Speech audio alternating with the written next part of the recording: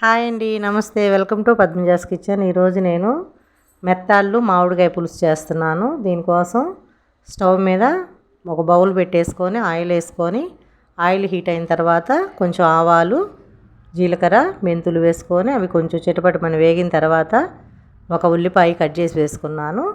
ఒక టమాటో, 4 పచ్చిమిర్చి కూడా వేసుకొని వీటిని బాగా దోరగా వేయించేసుకోవాలి.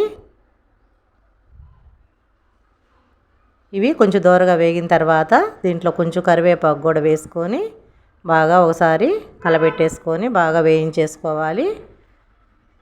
దీంట్లో ఒక స్పూను అల్లం వెల్లుల్లి పేస్ట్ వేసుకొని బాగా పచ్చివాసన పోయే వరకు బాగా కలిపేసుకొని వేయించేసుకోవాలి. ఒక స్పూను కల్లుప్పు కూడా వేస్తున్నాను. ఒక స్పూన్ పసుపు, 2 స్పూన్లు కారం వేసేసుకొని బాగా ఇదంతా ఒకసారి కలిపేసుకొని పచ్చివాసన పోయే వరకు లో ఫ్లేమ్ మీద పెట్టేసుకొని బాగా ఈ మసాలానంతా బాగా వేగనివ్వాలి. ఇప్పుడు దీంట్లో ముందుగా కలిపెట్టుకున్న చింతపండు పులుసు 1 కప్పు తీసుకొని 3 కప్పులు నీళ్లు పోసేసుకోవాలి.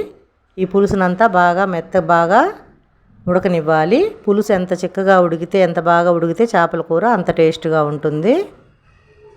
బాగా హై ఫ్లేమ్ మీద పెట్టేసుకొని బాగా ఉడకనివ్వాలి. మామిడికాయ ఒకటి కట్ చేసి పెట్టేసుకున్నాను కదా, అది కూడా వేసేసుకొని, ఎందుకంటే ఇవి మెత్తాళ్ళు చిన్న చేపలు కదా త్వరగా ఉడుకుతాయి, అందుకని ముందు మామిడికాయ వేసాను. 1 స్పూన్ ధనియాల పొడి, 1 స్పూను ఆవాలు, మెంతులు పొడి వేసేసుకొని బాగా పులుసుని తెరలనివ్వాలి.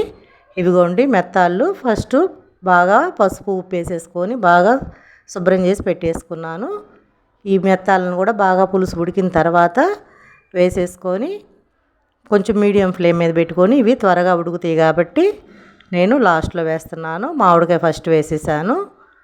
ఇవి మీడియం ఫ్లేమ్ మీద పెట్టేసుకొని బాగా ఉడకనివ్వాలి. త్వరగా ఉడుకుతాయి. ఇవి ఒక 5 నిమిషాలు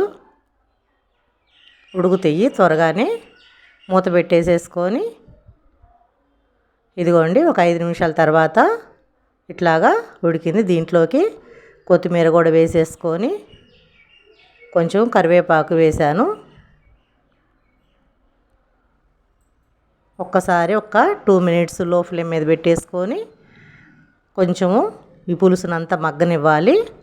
ఒకసారి టేస్ట్ చూసి చెప్తాను. చాలా అంటే చాలా బాగుంది, చాలా బాగుంటుంది. ఇది పులుసే టేస్ట్ ఉంటుంది అన్నమాట.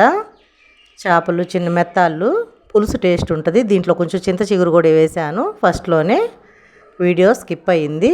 కొంచెం చింత చిగురు కూడా వేసుకొని చేసుకొని తింటే చాలా అంటే చాలా బాగుంటుంది. ఒకసారి మీరు కూడా ఇలాగా ట్రై చేయండి.